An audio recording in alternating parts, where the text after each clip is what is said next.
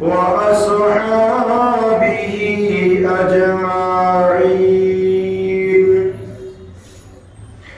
أما بعد فقد قال الله عز وجل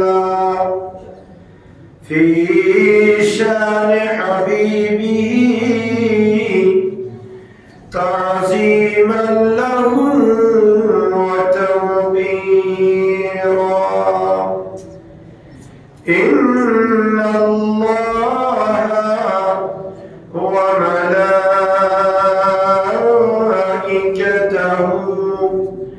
يصلون على النبي يا أيها الذين آمنوا صلوا عليه وسلموا تسليما. صلى الله على سيدنا محمد وآله وصحبه صلى الله على سيدنا محمد وآله وصحبه صلى الله على سيدنا محمد وآله وصحبه. اللهم صل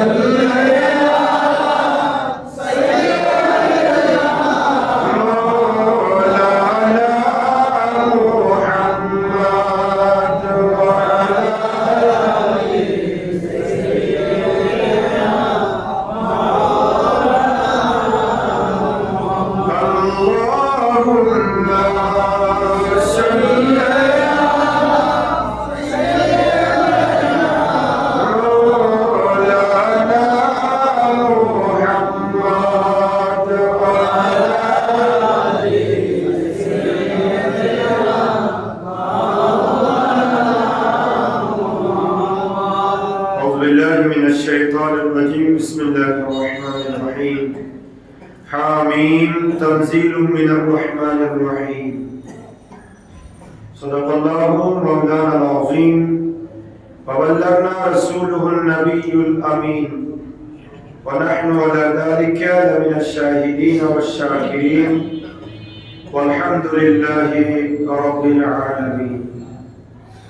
معزز محترم হযরত মুসল্লিয়ান ইসলাম, সম্মানিত উলামায়ে কেরাম রাহমানি ওয়া রাহিমাকুমুল্লাহ, আল্লাহ সুবহানাহু ওয়া তাআলা নিশান দরবারে লক্ষ কোটি শুকর আদায় করছি যে আল্লাহ পাকের অত্যন্ত দয়া এবং মেহেরবানিতে পবিত্র লাইলাতুল বারাত শাবান আল মুআজ্জামার দ্বিতীয় জুমা নামাজ জুমার মহান লক্ষ্যে আল্লাহর মসজিদে আসার বসার সালামি আরজ করার সুযোগ আর তৌফিক যা আল্লাহ আমাদেরকে দান করেছেন তার দরবারে পড়ছি আলহামদুলিল্লাহ।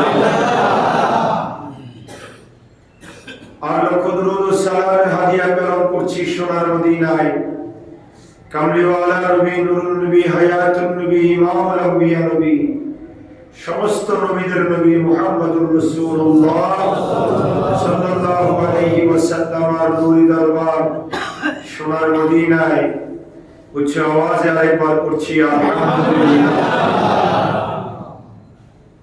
মুহতারাম হাজিরিন, গত জুমা আমরা কোরআনুল কারীমের 40 নম্বর সূরা মুমিনের আলোচনা আমরা শেষ করেছিলাম।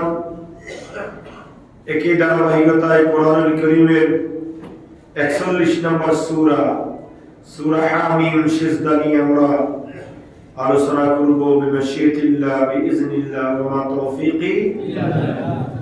আল্লাহ সুবহানাহু ওয়া তাআলা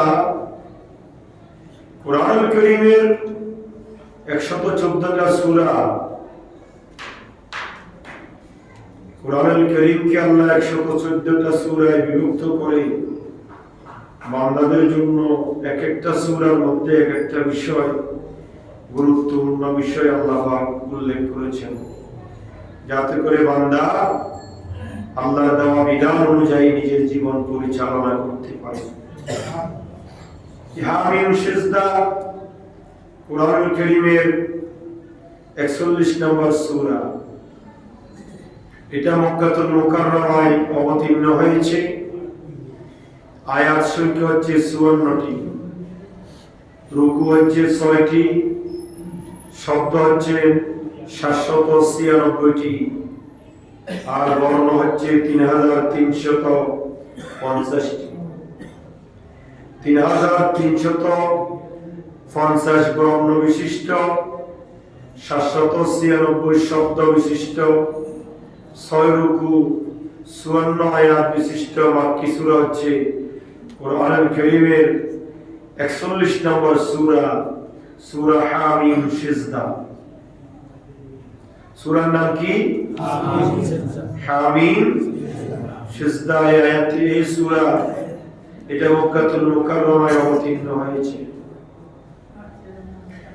এই সূরা নাযিলের কিছু কারণ রয়েছে, শানে নজুল যাকে বলা হয়। এই সূরার মধ্যে আমাদের নবীর সম্মান ইজ্জতের বর্ণনা দেওয়া হয়েছে, কুরআনুল কারীমের গুরুত্বের বর্ণনা দেওয়া হয়েছে এবং ইসলামের অন্যতম ফরজ ইবাদত যাকাতের বর্ণনা দেওয়া হয়েছে। এবং এই সূরার মধ্যে কাফের মুশরিকেরা কুরআনুল কারীম নিয়ে যে ষড়যন্ত্র চক্রান্ত করেছিলেন, আল্লাহ রাসূলের কুরআন নাযিল হওয়ার সময়ে সেই ব্যাপারে আল্লাহ পাক এই সূরার মধ্যে বর্ণনা করেছেন। সর্বোপরি এই সূরার মধ্যে আল্লাহ সুবহানাহু ওয়া তাআলা বান্দার বিভিন্ন আমলের গুরুত্ব বর্ণনা করেছেন। আজকে আমরা শুনব সূরা হামিম সিজদার প্রথম পর্ব। আল্লাহ সুবহানাহু ওয়া তাআলা সূরা হামিম সিজদার প্রথম রুকুর মধ্যে কি বর্ণনা করেছেন সেই ব্যাপারে আমরা আলোচনা শুনব। আমি বলেছিলাম কুরআনুল কারীমের 41 নম্বর সূরা, সূরা হামিম সিজদার মধ্যে 6টা রুকু আছে। কত রুকু? 6 রুকু। 6 রুকুর প্রথম রুকুর মধ্যে আল্লাহ রাব্বুল আলামিন হাকামুল হাকিমিন, নবীর ইজ্জত, কুরআনুল কারীমের গুরুত্ব এবং যাকাতের গুরুত্ব নিয়ে আল্লাহ আলোচনা করেছেন।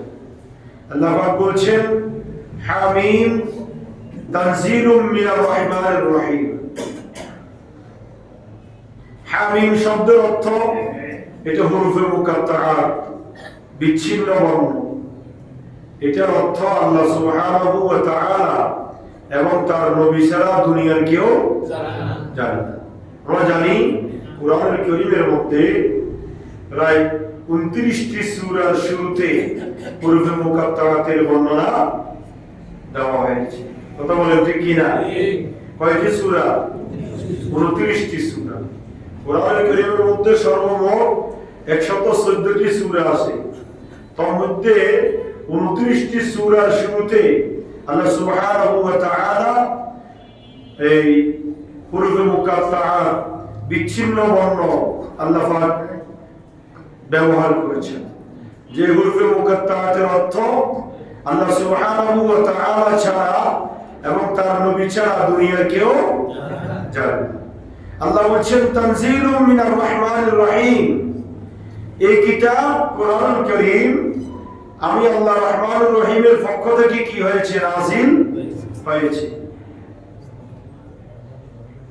আল্লাহ রাব্বুল আলামিন হাকামুল হাকিমিন এই সূরা হামিম সিজদার শুরুতে আল্লাহ বলেছেন তানজিলুম মিনার রহমানির রহিম।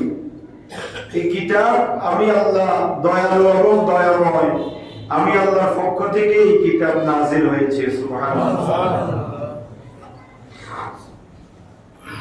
আচ্ছা, এই কিতাব যে আল্লাহর পক্ষ থেকে নাযিল হয়েছে জানে না এমন কোন মুসলমান আছে? কথা বলেন না। এই কিতাব তো আল্লাহর পক্ষ থেকেই কি হয়েছে। দুনিয়ার কোনো মানুষ তো এই কিতাব নাযিল করতে পারে নাই। আমরা সূরা বাকারার আলোচনার মধ্যে আমরা শুনেছিলাম আল্লাহ সুবহানাহু ওয়া তাআলা সেলেস ঘোষণা করেছেন, ওয়া ইন কুনতুম ফি রাইবিন মিম্মা নাযালনা আলা আবদিনা ফাআতু বিসূরাতিন মিন মিসলি ওয়াদউ শুহাদাকুম মিন দুনিল্লাহি ইন কুনতুম সাদিকিন। আল্লাহ বলেন, বান্দা, এমন একটি কিতাব আমার নবীর উপর আমি নাযিল করেছি, যে কিতাব, এই কিতাবের একটা আয়াত, একটা শব্দ, একটা সূরা, একটা রুকু অনুরূপভাবে তৈরি করার ক্ষমতা, যোগ্যতা, এবিলিটি আমি আল্লাহ কাউকে দিই নাই, কেউ সক্ষম হবে না। আল্লাহ চ্যালেঞ্জ ঘোষণা করেছেন, ফাইন লাম তাফআলু ওয়া লাম তাফআলু। আল্লাহ বলেন, কখনো কোন বান্দার পক্ষে কোরআনুল কারীমের মতো একটা সূরা আয়াত রচনা করা সম্ভব না। তাহলে এই চ্যালেঞ্জটা আমরা শুনেছি, আমরা জানি এই কোরআন কার পক্ষ থেকে আল্লাহ। তারপরেও কেন আল্লাহ বলছেন যে তানজিলুম মিনার রহমানির রহিম, এই কোরআন নাযিল হয়েছে রহমানুর রহিম, মহান আল্লাহ দয়াময় দয়ালু আল্লাহর পক্ষ থেকে এই কোরআন কি হয়েছে। আল্লাহ এখানে চর্বিত সর্বম পুনরাবৃত্ত করার পিছনে আল্লাহ রাব্বুল আলামিনের যে উদ্দেশ্য, সেটা হচ্ছে বান্দা, কাফের মুশরিকরা যারা কোরআনকে অস্বীকার করে, কোরআন নিয়ে বিরোধিতা করে, তাদেরকে আল্লাহ বোঝাতে চাচ্ছেন, হে দুনিয়ার মানুষ, তোমাকে আমি সৃষ্টি করেছি, আর এই কোরআন আমি আল্লাহ নিজেই নাযিল করেছি। সুবহানাল্লাহ। কিতাবুন ফুসিলাত আয়াতুহু কুরআনান আরাবিয়্যান লিকাওমিন ইয়ালামুন। আল্লাহ বলেন, এমন এক কিতাব যার আয়াত আমি আল্লাহ বিশদভাবে বর্ণনা করেছি। কোরআনের মধ্যে আল্লাহ যদিও রজমান সংক্ষিপ্ত বিষয়াদির বর্ণনা দিয়েছেন, কিন্তু এই কোরআনুল কারীমের বিশদ বর্ণনার জন্য, তাফসীরের জন্য আল্লাহ রাব্বুল আলামিন আল্লাহর নবীর বাণীকে আমাদের জন্য গ্রহণযোগ্যতা দিয়েছেন। সুবহানাল্লাহ। এজন্য আল্লাহর সান্নিধ্যে যাওয়ার জন্য, আল্লাহর নৈকট্য লাভ করার জন্য বান্দাকে কোরআন এবং হাদিস দুটোটা কি করতে হবে, দুটোটা বিশ্বাস করতে হবে, এবং কোরআন এবং হাদিস দুটোটার উপর বান্দার জীবনকে পরিচালিত করতে হবে। এজন্য আল্লাহ রাব্বুল আলামিন হাকামুল হাকিমিন হাদিসের গুরুত্ব বর্ণনা করেছেন। আল্লাহ বলেন, কিতাবুন ফুসিলাত আয়াতুহু, এই কিতাব এমন একটি কিতাব যার আয়াতের বর্ণনা বিশদভাবে বর্ণনা হয়েছে, যে কোরআনান আরাবিয়্যান লিকাওমিন ইয়ালামুন, এই কিতাবকে আমি আল্লাহ আরবি ভাষায় নাযিল করেছি যাতে করে মানুষ সহজভাবে বুঝতে পারে। সুবহানাল্লাহ। কোরআন আরবি ভাষায় নাযিল করার পিছনে উদ্দেশ্য হচ্ছে যাতে করে বান্দা সহজে কোরআন কি করতে পারে, বুঝতে পারে। সুবহানাল্লাহ। কোরআনুল কারীমের সূরা ইউসুফ, সূরা ইউসুফ 12 পারায়, সূরা ইউসুফের শুরুতে আল্লাহ বলেছেন যে আলিফ লাম রা তিলকা আয়াতুল কিতাবিল মুবিন ইন্না আনজালনাহু কুরআনান আরাবিয়্যান লিকাওমিন ইয়ালামুন। সুবহানাল্লাহ। লিকাওমিন, আল্লাহ বলেছেন ইন্না আনজালনাহু কুরআনান আরাবিয়্যান, আমি আল্লাহ এই কোরআনকে আরবি ভাষায় নাযিল করেছি যাতে করে মানুষ সহজে বুঝতে পারে। সুবহানাল্লাহ। এইজন্য আল্লাহ সূরা হামিম সিজদার শুরুতেও বলেছেন যে কিতাবুন ফুসিলাত আয়াতুহু কুরআনান আরাবিয়্যান লিকাওমিন ইয়ালামুন, এই কোরআন এমন একটি কিতাব যেটা আমি আল্লাহর পক্ষ থেকে বিশদ বর্ণনার মধ্য দিয়ে আমি আল্লাহ নাযিল করেছি আরবি ভাষায় যাতে করে মানুষ সহজে বুঝতে পারে। সুবহানাল্লাহ। তা আপনি বলবেন, আমি তো আরবি বুঝি না, আমি তো আরবি বুঝি না, আমি তো বাংলা বুঝি। কিন্তু এই কোরআন এমন একটি কিতাব, আমি মনে করি ইংলিশ হচ্ছে ইন্টারন্যাশনাল ল্যাঙ্গুয়েজ, ভাষা, কথা বলে ঠিক কি না? কিন্তু আমি মনে করি ইংলিশ নয়, আরবি হচ্ছে ইন্টারন্যাশনাল ভাষা। বলে কেন? আপনার এই যুক্তি, এটা তো বহুল প্রচারিত, ইংরেজি হচ্ছে ইন্টারন্যাশনাল ভাষা, কিন্তু এই জন্য বলতেছি, আপনি ওমানে যান, তাদের ভাষা একটা, আপনি নাইজেরিয়াতে যান, তাদের ভাষা আরেকটা, আপনি ইন্দোনেশিয়াতে যান, তাদের ভাষা আরেকটা, কিন্তু একমাত্র কোরআন, অনলি ওয়ান, একটা কিতাব, গোটা বিশ্বে একই ভাষায় তেলাওয়াত হয়। নাকি ব্যস্ত আছে? নাইজেরিয়াতে কি তাদের ভাষায় কোরআন তেলাওয়াত হয়, নাকি আল্লাহর বিধান মোতাবেক আল্লাহর দেওয়া কোরআন? ইন্দোনেশিয়াতে সেম, ভাষা আলাদা, কিন্তু কোরআন পড়তেছে কোনো ত্রুটি বিচ্যুতি। একবার বলছিলাম না, 2013 সালে একটা হাজি একবারে শরীর নুয়ে পড়েছে, কালো কুসরি, নাইজেরিয়া, সে আমার পাশে বসে, আমি তার থেকে গা ঘেঁষে বসতে চাই। আমার মনে করি তো আল্লাহর মেহমান, আল্লাহর বান্দা, তাকে তো আল্লাহ দাওয়াত দিয়ে এনেছেন। কিছুক্ষণ পরে দেখি সে কোরআন শরীফ হাতে নিয়ে, সে কোরআন শরীফ আপনি হাতে নিয়ে আমার এটা মুখ বন্ধ করে মুখস্থ করে। আমি তার প্রতি মুগ্ধ হয়ে গেলাম। তো তারপরে সে দেখছি হাফেজে কোরআন, সে সুমধুর কণ্ঠে কোরআন তেলাওয়াত করতেছে, তার কণ্ঠের সাথে তার বডি এক্সট্রাকচারের সাথে কোনো মিল নেই। সুবহানাল্লাহ। আল্লাহর কোরআন এমন একটি কিতাব যেটা ইন্টারন্যাশনাল, গোটা ওয়ার্ল্ডে এই কোরআনের কোনো পরিবর্তন নাই। সূরা ফাতিহা আমি আপনি যে সুরে, যে কণ্ঠে, যে অবস্থায় পড়ি, গোটা ওয়ার্ল্ডের মানুষ একই সিস্টেমে পড়ে। কোনো বেশকম আছে? যে জবর পেশ নক্তা বেশকমের কোনো সুযোগ আছে? বরং সে এক একটা কান্ট্রির মানুষ এক একটা সুললিত কণ্ঠে আল্লাহর কোরআন তেলাওয়াত করে, মানুষ মুগ্ধ হয়ে যায়। সুবহানাল্লাহ। এটা কোরআন কারীমের আরেকটা মুজিজা। সুবহানাল্লাহ। আর একটা জিনিস আপনি চিন্তা করেন, প্রতিদিন একটা গল্প, প্রতিদিন একটা বাক্য, প্রতিদিন একটা খাবার মানুষের কাছে কি হয় না? ভালো লাগে। অথচ দেখেন আপনি কোরআনুল কারীমের সূরা ফাতিহা প্রতিদিন, প্রতি ওয়াক্তে, প্রতি রাকাতে কি করতে হয়? নাহলে নামাজ হবে না। সুন্নত বলেন, নফল বলেন, আর কিছু বলেন না বলেন, প্রতি রাকাতে সূরা ফাতিহা মাস্ট কি করতে হয়? কিন্তু এটা কি কোরআন মনে হয়? যে আলেম যত সুমধুর কণ্ঠে, যত বাসন ভঙ্গি দিয়ে, যত সুন্দর করে পড়ে, সেটা আরো বেশি আকর্ষণীয় হয়, শুনতে লোভনীয় হয়, শুনতে ভালো লাগে। সুবহানাল্লাহ। এটা কোরআনুল কারীমের মুজিজা। আল্লাহু আকবার। এজন্য আল্লাহ বলেন, বান্দা কিতাবুন ফুসিলাত আয়াতুহু কুরআনান আরাবিয়্যান লিকাওমিন ইয়ালামুন, এই কোরআনকে আমি আল্লাহ বিশদভাবে বর্ণনা করেছি যাতে করে বান্দা আরবি ভাষায় তুমি সহজে বুঝতে পারো। সুবহানাল্লাহ। আর এই কোরআনের কি বৈশিষ্ট্য? আল্লাহ বলছেন বাশীরাও ওয়া নাযীরা, এই কোরআনকে তুমি সাধারণ একটা কিতাব মনে করিও না। বান্দা কার কথা? কথা খেয়াল করেন, কার কথা? আল্লাহর কথা। আল্লাহ বলছে, বান্দা এই কোরআনকে তুমি সাধারণ একটা কিতাব মনে করিও না। এটা কি? বাশীরাও ওয়া নাযীরা, এটা হচ্ছে এই কিতাবের প্রতি যারা আস্তিক, কিতাবের প্রতি যারা ঈমান এনেছে। আমরা কিতাবের প্রতি ঈমান এনেই, কথা বলেন না, আনছি কি না? কি আনছি? ঈমান। কিভাবে আনছি? আমরা ছোট অবস্থায় পড়েছিলাম ঈমানে মুজমাল, ঈমানে মুফাসসাল, পড়ি নাই? এখনো 6 থেকে 10 পর্যন্ত ছেলেদেরকে ইসলাম ধর্ম বইয়ে ঈমানের 7টা বিষয় পড়ানো হয়। কিন্তু বড় আফসোস লাগলো, এইবার 26 সালের নতুন বইতে ঈমানের 7টা বিষয়কে কমিয়ে 6টা বিষয় করা হয়েছে। নাউযুবিল্লাহ। এটা হয় কর্তৃপক্ষের উপর মিস্টেক, আর না হয় ইচ্ছাকৃত। সেটা কি? আমানতু বিল্লাহি ওয়া মালাইকাতিহি ওয়া কুতুবিহি ওয়া রাসূলিহি ওয়াল ইয়াউমিল আখির ওয়াল কদরি খাইরিহি ওয়া শাররিহি মিনাল্লাহি তাআলা ওয়াল বাসি বাদাল মাউত। সর্বশেষ মিনাল্লাহি তাআলা ওয়াল বাসি বাদাল মাউতকে উঠে নেওয়া হয়েছে।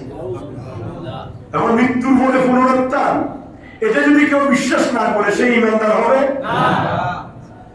এইবার নবম শ্রেণীর বই কথা বলতেছিল, 26 সালের নবম শ্রেণী, 25 সালের নবম শ্রেণীর বই ঠিক ছিল, সেটাতে 7টা বিষয় আছে। কিন্তু এই 26 সালে এসে এখন বিষয় নিয়ে দিয়েছেন কয়টা? 6টা। এটা কি ইচ্ছাকৃত করছেন না ভুল করছেন আমি জানি না, যদি ভুল করে তার কর্তৃপক্ষকে অবশ্যই এটার ব্যাপারে একটা সিদ্ধান্ত নিতে হবে। ঈমানের বিষয় কয়টা? 7টা। যেটা আমি বলতে চেয়েছিলাম যে আমরা এই কিতাবের উপর ঈমান এনেছি, সেটা কিভাবে? আমানতু বিল্লাহ, আল্লাহর উপর ঈমান আনলাম, ওয়া মালাইকাতিহি, ফেরেশতাদের উপর ঈমান আনলাম, ওয়া কুতুবিহি, কিতাবের উপর ঈমান এনেছি। সেই কিতাব কোন কিতাব? শুধু কোরআন নয়, তাওরাত, জাবুর, ইনজিল এবং 100টা সহিফা এবং এই কিতাব কোরআন। তাহলে 160টা কিতাব। কত কিতাব বলেন না? ছোট কিতাব 100টা, বড় কিতাব 4টা। মোট এই 160খানা কিতাব। হ্যাঁ, এই জন্য এখানে বহু বছর ব্যবহার করা হয়েছে। আমানতু বিল্লাহি ওয়া মালাইকাতিহি ওয়া কুতুবিহি, আল্লাহ আমি তোমার সমস্ত কিতাবের উপর কি আনলাম? ঈমান আনলাম। কেউ যদি কিতাবের উপর ঈমান না আনে তার ঈমান কি হবে না? পরিপূর্ণ হবে না। সে পরিপূর্ণ ঈমানদার হতে পারবে না। আল্লাহর কিতাবকে বিশ্বাস করতে হবে। তবে ডিফারেন্স কি? তাওরাত, জাবুর, ইনজিল এবং আদম সফিউল্লাহর উপর 10টা, ইব্রাহিম খলিলুল্লাহর উপর 10টা সহিফা, ইদ্রিস আলাইহিস সালামের উপর 30টা সহিফা, হযরত শীশ আলাইহিস সালাতু ওয়াস সালামের উপর 50টা সহিফা। মোট কতটা হলো? 50, 30, 10, 10 কয়টা হলো? 100টা। এই 100টা সহিফা এবং তাওরাত, জাবুর, ইনজিল, এই 3টা গ্রন্থ, মোট 103টা গ্রন্থ, এগুলো আল্লাহর পক্ষ থেকে জিবরাইল ফেরেশতার মাধ্যমে নাযিল হয়েছে বটে। সেই কিতাবগুলা এবং কোরআনুল কারীমের সাথে ডিফারেন্স একটা, ওগুলো আল্লাহর কিতাব, আল্লাহর নবীদের উপর নাযিল হয়েছে, জিবরাইল ফেরেশতার মাধ্যমে নাযিল হয়েছে, কোনো ভুল নাই, কোনো সন্দেহ নাই। ডিফারেন্স একটা, সেগুলোর পরিবর্তন হয়েছে, সংকোচন, বিযোজন হয়েছে, কিন্তু একমাত্র অনলি ফর কোরআনুল কারীম, যেটার পরিবর্তন করা, বাড়ানো, কমানো, হাত দেওয়ার অধিকার দুনিয়ার কোনো মানুষকে আল্লাহ দেয় নাই। সুবহানাল্লাহ। কিন্তু কোরআন থেকে অন্য কিতাবগুলোর এই কারণে আলাদা। কিন্তু আমাদেরকে সব কিতাবের উপর কি করতে হবে? ঈমান আনতে হবে। ওয়া রাসূলিহি, শুধু আমাদের নবী মুহাম্মদ সাল্লাল্লাহু আলাইহি ওয়াসাল্লাম নয়, আদম সফিউল্লাহ থেকে আমাদের নবী মুহাম্মদ রাসূলুল্লাহ পর্যন্ত সমস্ত নবীদের উপর ঈমান আনতে হবে। সুবহানাল্লাহ। এটা কোরআনের কথা, কার কথা? তো আল্লাহ বলছেন বাশীরাও ওয়া নাযীরা। এই কোরআন, যে কোরআনের উপর তোমরা ঈমান এনেছো, এই কোরআন তোমাদের উপর নাযিল করেছি, তোমাদেরকে এই কোরআন শুভ সংবাদ দেয়। কিসের শুভ সংবাদ? জান্নাতের শুভ সংবাদ। সুবহানাল্লাহ। আমরা যে জান্নাত আছে, জান্নাতে অসংখ্য নাজর নিয়ামত আল্লাহ রেখে দিয়েছেন, এগুলো শুনছি কোন কিতাবে?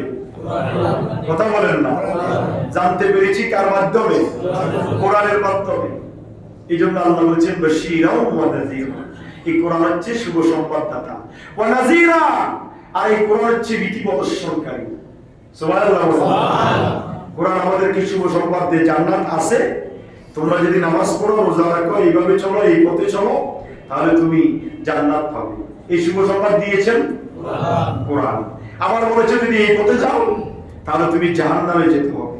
তাও আমাদেরকে সংবাদ জানিয়েছেন কে? এই কোরআন। আল্লাহ বলছেন বাশীরাও ওয়া নাযীরা। এই কোরআন হচ্ছে শুভ সংবাদদাতা এবং ভীতি প্রদর্শনকারী। তারপরে কি? ফাআরাদা আকসারুহুম ফাহুম লা ইয়াসমাউন। অতঃপর তাদের মধ্যে অধিকাংশ লোক মুখ ফিরে নিয়েছে, সুতরাং তারা শুনে না। এই কোরআন যে বাশীর এবং নযীর, এই কোরআন যে শুভ সংবাদদাতা এবং ভীতি প্রদর্শনকারী, এটা অধিকাংশ মানুষ মানে না। কথা বলেন ঠিক কি না? আমি মনে করব শুধু কাফের মুশরিক না, তারা তো মানেই না। কথা বলেন না, তারা তো মানেই না। আমি একটু বাড়িয়ে বলবো, সেটা হচ্ছে অধিকাংশ মুসলমানও সেটা মানে না। জোরে বলেন নাউযুবিল্লাহ। শুধু ঈমান আনছে না, আমানতু বিল্লাহি ওয়া মালাইকাতিহি ওয়া কুতুবিহি ওয়া রাসূলিহি, কিন্তু ঈমান এটা মুখে আনলে কি হবে? ঈমানের 3টা দিক। কয়টা দিক? কথা বলেন না একটু। আপনারা যারা এগুলো জানতে চান, আপনার ছেলে মেয়ে যদি ক্লাস 9 এ পড়ে, 10 এ পড়ে, তাদের ধর্ম বইটা নেবেন। ধর্ম বইটা নিয়ে প্রথম অধ্যায় লিখবেন। প্রথম অধ্যায়ের প্রথম পাঠ, দ্বিতীয় পাঠের মধ্যে এই বিষয়গুলো আছে। ইমানের কয়টা দিক? তিনটা দিক। মুখে বিশ্বাস করা, অন্তরে স্বীকার, মুখে প্রকাশ করা, অন্তরে বিশ্বাস করা, তদ অনুযায়ী আমল করা। ইমানের কয়টা দিক? মুখ দিয়ে প্রকাশ করতে হবে, অন্তর দিয়ে বিশ্বাস করতে হবে, তদ অনুযায়ী আমল করতে হবে। তা আপনি মুসলমান দাবি করতেছেন, আপনি কোরআন মানেন? অবশ্যই কোরআন মানে, মুসলমান না কোরআন মানি। তো কোরআন তো সুদ হারাম করছে, তো তুমি কি মানলে? কোরআন কোরআন তো গোশ হারাম করছে, তুমি কি কোরআন মানলে? কোরআন তো ফর্দা হারাম, বেফর্দা চলা হারাম করছে। ওয়াকারনা ফি বুয়ুতিকুন্না ওয়ালা তাবাররাজনা তাবাররুজাল জাহিলিয়াতিল উলা। দেখো কোরআনের ভাষা না আমার ভাষা? কোরআনের ভাষা। তো তুমি কোরআন কি মানলে? মানার নাম তো ঈমান, কথা বলেন না? নাকি শুধু মুখে স্বীকার করার নাম ঈমান? না। এইজন্য আমরা মুসলমান ঠিক, কিন্তু ঈমানের দিক কয়টা আমরা জানি না, ঈমানের বিষয় কয়টা আমরা জানি না। এইজন্য আমাদেরকে চিন্তা ভাবনা করতে হবে দুনিয়াতে আমরা আসলে কতটুকু মুসলমান। মুসলমানিত্ব আমাদের মধ্যে আছে। আমি প্রায় বলি না, আপনারা তো অনেকে রাগ করেন, উনি একটু বেশি কথা বলি। আপনারা আসলে আমরা মুসলমান কিনা, নাকি নামের মুসলমান, নাকি গরু গোশত খাই এই জন্য মুসলমান, সেটা ডিভাইস কিন্তু আমরা করি না। এই যে ইমানের তিনটা দিক, আসারিকু ওয়াসারিকাতু ফাক্তাউ আইদিয়াহুমা। কোরআন বলছে চুরি করা এটাও গুনাহ। কিসের কথা? কথা বলেন না? আল্লাহ আমার বইটা বলে দিয়েছেন, চুরি করবে নারী এবং পুরুষ সবাই, শুধু মরদ ফোয়ারা মাইনি হওয়া কি করে? চুরি করে।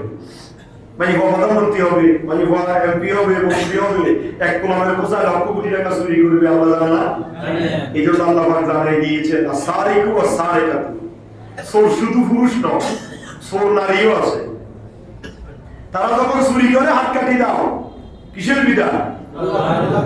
তারা তো হাত কাটতেছি না। আমাদের এখানে চুরি করলে হাত কাটে? জুতা চুরি করলে মসজিদ 100 টাকা 500 টাকা দামের জুতা চুরি করলে তারে থামাল লগে বান্ধি, তার দিয়ে পিটানো হয়, কারেন্টের হিট দেওয়া হয়, তাকে গরম পানি নিক্ষেপ করা হয়, উলঙ্গ ছেড়ে দেওয়া হয়, মাথা আসি দেওয়া হয়। কথা বলেন না? সাধারণ একটা জিনিস চুরি করছে 500 টাকা 1000 টাকা দামের জিনিস, আর লক্ষ কোটি টাকা এক কোলামের বোঝা চুরি করতেছে, তাকে সাস্তারা চুরিও দেওয়া হয়। কথা বলেন না? ঠিক কি না? তো আমরা তো কোরআন থেকে অনেক দূরে, কোরআন থেকে। এই জন্য আল্লাহ বলছেন তাদের মধ্যে অধিক আসে, অধিক সংখ্যক লোক আছে যারা কোরআন মুখে স্বীকার করে কিন্তু কার্যে পরিণত করে না, কোরআন মতে আমল করে না, কোরআন মতে চলে না, কোরআনকে শুনে না, শুনতে চায় না। কার কথা? আল্লাহ। এই জন্য আমাদেরকে সাবধান হইতে হবে, আমাদেরকে সাবধান হইতে হবে। আমি আপনাদের সম্মুখে এই মসজিদে আসার কিছুদিন পর থেকে আমরা একটু ধারাবাহিক আলোচনা শুরু করছি। আলহামদুলিল্লাহ প্রায় 24 পারার শেষ প্রান্তে। কত পারা? কথা বলেন না, কত পারা? আল্লাহ যদি রিজিক রাখে, হায়াত রাখে, সুস্থ রাখে, আপনাদের খেদমত যদি নসিবে থাকে, হয়তো আর বাকি কয়েক পারা আছে, 6 পারা। কয় পারা? 6 পারা ইনশাআল্লাহ শেষ করতে পারবো। এই ধারাবাহিক আলোচনা করার পিছনে আমাদের কিছু উপকার আছে। যদি আমরা শুনতে চাই ধারাবাহিক আলোচনা শুনলে আমরা বুঝতে পারবো কোরআনে কি নেই, কোরআনে মানে কি নাই। কোরআনে সব আছে, সুবহানাল্লাহ বলেন না? কোরআনে সব আছে। একটা আপনি উঠা ওয়ানাযালনা আলাইকাল কিতাবা তিবয়ানান লিকুল্লি শাই। আল্লাহ বলেন এমন একটি কিতাব আমি আমার দোস্তের উপর নাযিল করেছি, আমার বন্ধুর উপর নাযিল করেছি, তিবয়ানান লিকুল্লি শাই। আপনি উঠা একবারে শুরু থেকে শেষ পর্যন্ত, একেবারে বঙ্গভবন থেকে শুরু করে রান্নাঘর পর্যন্ত কোথায় কি চলবে, কোথায় কি হবে, সব ব্যাপারে এই কোরআন পাঠ টু পাঠ আপনাকে আমাকে বিশ্লেষণ করে জানিয়ে দিয়েছেন। সুবহানাল্লাহ। আর আল্লাহ বলছেন যদি কোরআন না বুঝো রাসূলের হাদিস দেখো। কোরআন সংক্ষিপ্ত, মুজমাল, আর হাদিস হচ্ছে মুফাসসাল। ইমানে মুজমাল, ইমানে মুফাসসাল। আমানতু বিল্লাহি কামা হুয়া বিআসমাইহি ওয়া সিফাতিহি ওয়া ক্বাবিলতু জামিআ আহকামিহি ওয়া আরকানিহি। এটা হচ্ছে ইমানে মুজমাল। আর আমানতু বিল্লাহি ওয়া মালাইকাতিহি ওয়া কুতুবিহি ওয়া রাসূলিহি ওয়া ইয়াউমিল আখির, এটা হচ্ছে ইমানে মুফাসসাল। এই কোরআন হচ্ছে মুজমাল, সংক্ষিপ্ত, হাদিস হচ্ছে মুফাসসাল, বিস্তারিত। এইজন্য আমাদেরকে কোরআন হাদিস একটু একটু রিসার্চ করতে হবে, বাংলা তরজমা দেখতে হবে, দেখতে হবে কোরআনে কি নাই, সব বিষয়ে যে আল্লাহ কোরআনে ব্যক্ত করেছেন সেই ব্যাপারে জানতে হবে। সুবহানাল্লাহ। তারপরে আল্লাহ রাব্বুল আলামিন সূরা হামিম সিজদা তার পরবর্তী আয়াত ইনশাআল্লাহ আগামী জুমা থেকে বলবো। আজকে 4 আয়াতে শেষ করে দিলাম। কয় আয়াতে? 4 আয়াতে। বাকি আলোচনা একটু করব অন্য বিষয়ে। এজন্য আগামী জুমা থেকে আর ধারাবাহিক আলোচনা হবে না, কয়েক জুমা আমরা যাকাত নিয়ে রমজানের প্রস্তুতি নিয়ে আলোচনা করব ইনশাআল্লাহ। আর আজকে আমরা সূরা হামিম সিজদা 4 নম্বর আয়াত দিয়ে শেষ করলাম। 4 নম্বর আয়াত পর্যন্ত আমরা বুঝতে পারলাম যে এই কোরআন আমাদের জন্য আরবি ভাষায় আল্লাহ নাযিল করেছেন। এই কোরআন আমাদের জন্য শুভ সংবাদ এবং কোরআন আমাদের জন্য দুঃখের সংবাদ, জান্নাতের শুভ সংবাদ, জাহান্নামের এই ভীতিকর সংবাদ, সবকিছু আমাদেরকে কোরআন কি করেছেন? জানিয়ে দিয়েছেন। এবং এই কোরআনকে যারা অবমাননা করবে, কোরআন থেকে যারা মুখ ফিরাই নিবে, আল্লাহ তাদের থেকে মুখ ফিরাই নেবেন। তাহলে আমরা কোরআন মতে আমল করতে হবে। কি মতে? কোরআন মতে। কোরআনে যা বলেছে তা করতে হবে, যা থেকে নিষেধ করেছেন তা থেকে আমাদেরকে বিরত থাকতে হবে। আজকের আলোচনায় এতটুকু শুনলাম। আর একটু আসি আমরা, সেটা হচ্ছে আমরা জানি এটা শাবান মাস। কি মাস? এই মাসে অত্যন্ত বরকতপূর্ণ একটা রাত্রি আছে, কিন্তু বর্তমান সিচুয়েশন এমন হয়েছে, আমি কালকে এক জায়গায় বলছি, বর্তমান সিচুয়েশন এমন হয়েছে আগামী মঙ্গলবার যে লাইলাতুল বরাত আমরা বাঙালি ভুলিয়ে যাচ্ছি একমাত্র নির্বাচনের কারণে। কথা বলেন ঠিক কি না? যারা পার্টি করে, যারা দল করে, পরে নামাজ করে, রোজা আছে শুধু দলের পিছনে দৌড়াদৌড়ি, ঠিক না? যার ধরুন সামনে যে একটা লাইলাতুল বরাতের মতো মহিমান্বিত রজনী আমাদের সামনে আসতেছে, সেটি ব্যাপারে আমরা অনেকেই ভুলে যাচ্ছি। তো আমাদেরকে আগামী মঙ্গলবার, আগামী 3 তারিখ মঙ্গলবার, 3 ফেব্রুয়ারি, আগামী 3 তারিখ মঙ্গলবার হচ্ছে লাইলাতুল বরাত, মঙ্গলবার দিবাগত রাত্রিতে। তো আমরা ইনশাআল্লাহ এই মঙ্গলবার দিবাগত রাত্রিতে আমরা ইবাদত বন্দেগী করব, কোরআন তেলাওয়াত করব, জিকির আজকার করব, নামাজ পড়ব, তাহাজ্জুদের নামাজ পড়ব, জিকির আজকার, মিলাদ, কিয়াম, দুরূদ, সালাম, কবর জিয়ারতের মধ্য দিয়ে আমরা রাত্রি উদযাপন করব। এটা হচ্ছে লাইলাতুল বরাত। তো আপনারা ওই ধরনের কোনো কথা কর্ণপাত করার দরকার নাই যে লাইলাতুল বরাত হাদিসে নাই, কোরআনে নাই, অনেক আলেম ব্যাখ্যা করতেছে। এটা নিয়ে হয়তো আপনারা বললেন যে আসলে মনে হয় কোরআন হাদিসে নাই। আসলে না। নামাজ কি কোরআনে আছে? রোজা কি কোরআনে আছে? কোরআনে আছে সালাত, কোরআনে আছে যাকাত, কোরআনে আছে সাওম, রোজা নাই। কোরআনে আছে সালাত, নামাজ নাই।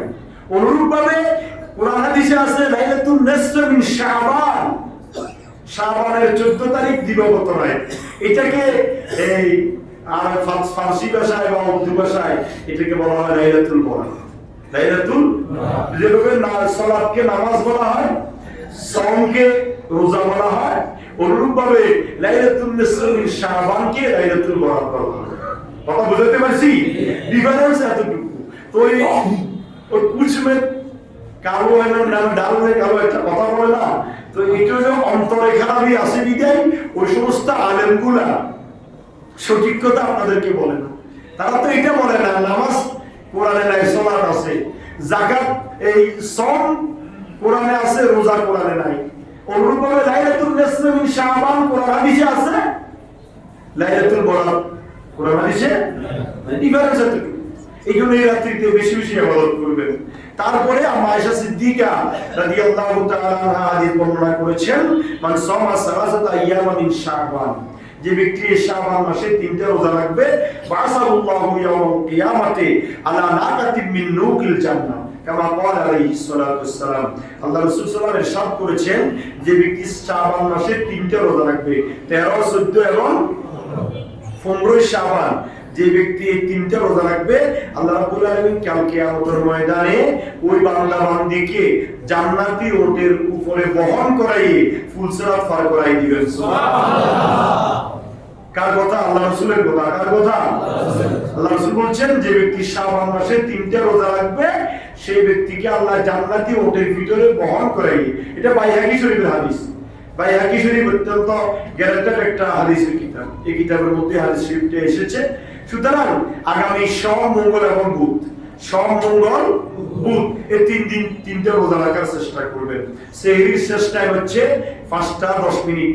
5টা 10 মিনিটের মধ্যে সেহরি শেষ করবেন, আর 5টা আপনার 40-41 মিনিটে ইফতার করবেন। এটা হচ্ছে সেহরির সময় এবং ইফতারের সময়।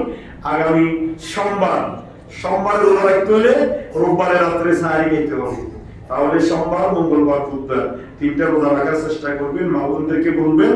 এবং আগামী মঙ্গলবার দিবাগত রাত্রিতে আমরা লাইলাতুল বরাত উদযাপন করব। ইবাদত বন্দেগী, নামাজ, তাসবিহ, তাহলিল, জিকির আজকারের মাধ্যমে আমাদের এই মসজিদে আমরা ইনশাআল্লাহ সমাবেত হব। আলহামদুলিল্লাহ। তারপরে আসেন, গত জুমা আপনাদেরকে একটা এলান করেছিলাম যে